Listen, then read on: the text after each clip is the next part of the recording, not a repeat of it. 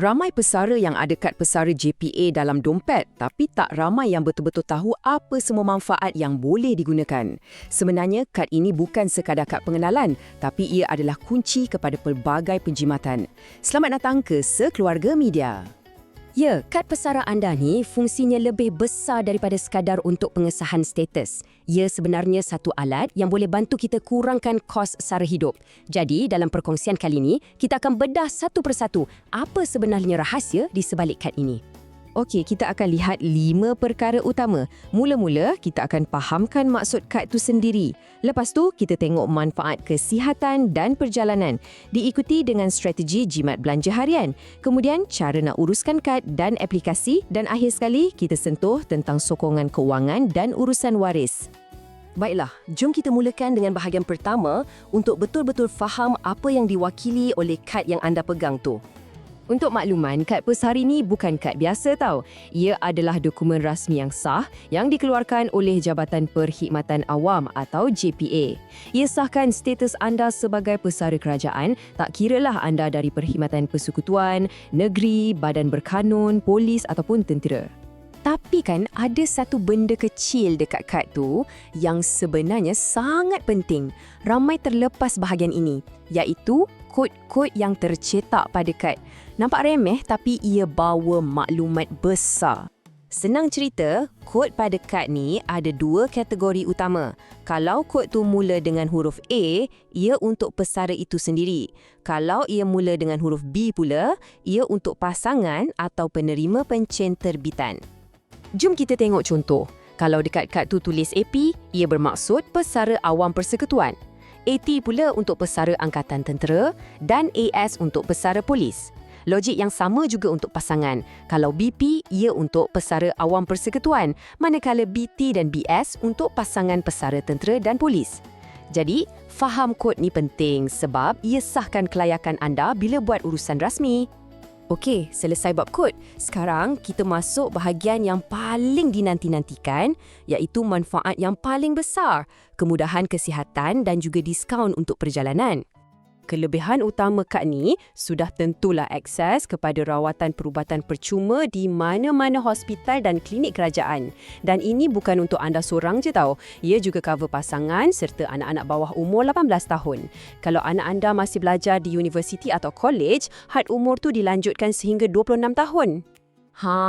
Tapi ada satu soalan penting. Macam mana pula dengan anak-anak yang merupakan orang kurang upaya atau OKU? Adakah had umur yang sama terpakai untuk mereka? Ini yang ramai tak perasan. Untuk anak-anak OKU di bawah tanggungan pesara, kemudahan perubatan ini adalah berterusan tanpa sebarang had umur. Selagi pesara masih hidup, perlindungan untuk anak OKU ini akan terus diberikan. Ini satu jaminan sosial yang sangat-sangat bernilai. Selain kesihatan, kad ni juga boleh tolong jimatkan kos pengangkutan. Anda layak dapat diskaun sehingga 50% untuk servis kereta api KTM, termasuklah ETS dan komuter. Untuk pengangkutan awam bandar macam bas dan tren rapid KL pula, anda boleh mohon kad konsesi untuk nikmati diskaun yang sama. Seterusnya, mari kita tengok macam mana nak gunakan kad ni untuk jimat belanja harian, terutamanya masa makan di luar dan beli barang-barang keperluan. Kalau makan kat luar, jangan lupa tunjuk kad pesara. Contohnya di The Chicken Rice Shop, boleh dapat diskaun 10% untuk menu ala carte. Restoran lain macam Mitasu atau Wagyu More pun ada bagi diskaun sehingga 20%. Lagi best kalau anda guna aplikasi Sedap Z, kadang-kadang ada promosi khas macam suku ekor ayam harga RM1.80 setiap 18 hari bulan. Okey, untuk pembelian di Pasaraya Maidin, ada satu strategi bijak yang anda boleh guna. Kita panggil dia strategi 2 transaksi. Caranya mudah je. Pertama, asingkan barang anda kepada 2 kategori, barang makanan dan barang bukan makanan. Kedua, masa nak bayar, minta juruwang buat 2 bil berasingan. Untuk bil barang bukan makanan, guna kad pesara untuk dapat diskaun. Untuk bil barang makanan, guna pula kad meriah Maidin untuk kumpul mata ganjaran. Nampak tak? Anda dapat kedua-dua manfaat sekaligus. Ramai terlepas bahagian ini. Kalau anda membeli belah di Maidin, cuba cari jenama pakaian dalaman mereka. Untuk lelaki, jenama Mikael dan untuk wanita, jenama Mikaela. Selalunya, diskaun untuk jenama-jenama ni lebih tinggi, khas untuk pemegang kad pesara. Bahagian keempat ni, kita sentuh sikit pasal urusan pentadbiran. apa nak buat kalau kad hilang atau rosak dan macam mana nak guna alatan digital yang dah disediakan. Kalau kad anda hilang, patah atau tulisan dah pudar, proses nak ganti sekarang ni dah jadi lebih senang. Mula-mula anda muat turun borang jpa.bp.b05 dari laman web KWAP. Kedua, isi borang tu lengkap-lengkap guna pen dakwat hitam. Dan ketiga, scan borang yang dah diisi tu. Ini yang ramai tak perasan. Anda tak perlu susah-susah pergi kaunter. Borang yang dah di-scan tadi, terus email je ke mypesara@kwap.gov.my. Nanti KWAP akan balas email dengan nombor rujukan, jadi anda boleh semak status permohonan dengan mudah. Ramai juga yang keliru antara aplikasi My Pesara dengan portal e-Pesara. Senang je nak faham. Aplikasi My Pesara dekat telefon tu, ia untuk kegunaan harian. Contohnya nak semak bayaran pencen, cari senarai diskaun dan paling penting, ia ada e-kad digital. Portal e-Pesara pula yang kita akses guna komputer, ia lebih untuk urusan rasmi. Contohnya macam nak muat turun penyata pencen tahunan untuk urusan bank atau LHDN. Akhir sekali, kita akan sentuh tentang sokongan kewangan untuk pesara yang nak berniaga dan juga satu prosedur yang sangat penting untuk waris tahu.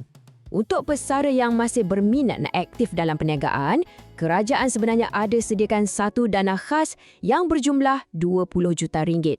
Dana ni disalurkan melalui skim Jana My Pesara, hasil kerjasama antara KWAP dengan Amanah Ikhtiar Malaysia. Skim ni tawarkan pembiayaan mikro dari RM1,000 hingga RM30,000.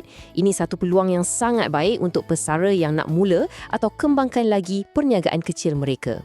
Bahagian ini sangat-sangat penting untuk waris ambil perhatian. Sekiranya berlaku kematian kepada pesara, waris perlu pulangkan kad pesara yang asal kepada bahagian pencen JPA bersama dengan salinan sijil kematian. Ini adalah langkah kritikal untuk membolehkan bayaran pencen terbitan diproses. Tolong jangan simpan kad si mati ya, sebab ia akan melambatkan urusan. Realitinya masih ramai yang perlukan sokongan tambahan dalam kos sari hidup harian. Jika benar memerlukan, boleh sertai bantuan sekeluarga care untuk bantuan barangan asas. Sekeluarga tiada ejen dan tidak mengenakan sebarang bayaran, anda tidak bersendirian. Untuk maklumat bantuan terkini, anda boleh ikuti bantuan Sekeluarga Care di Facebook, YouTube dan juga melalui pendaftaran di sekeluarga.com untuk update yang lebih pantas. Kita bersama, tangan kecil